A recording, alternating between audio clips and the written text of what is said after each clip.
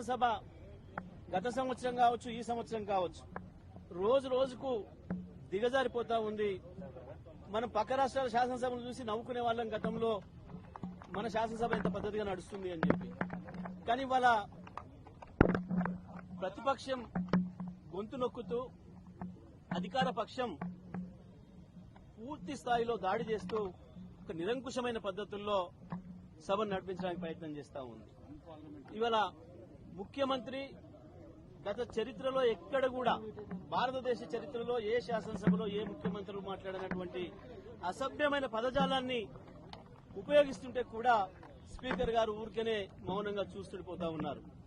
గత సభలో కావచ్చు, చివరికి విలేకరుల గురించి శాసనసభలో ముఖ్యమంత్రి మాట్లాడిన అసహ్యకరమైన భాషను కూడా కనీసం ఖండించలేకపోయాడు స్పీకర్ గారు, దాన్ని తొలగించలేకపోయారు.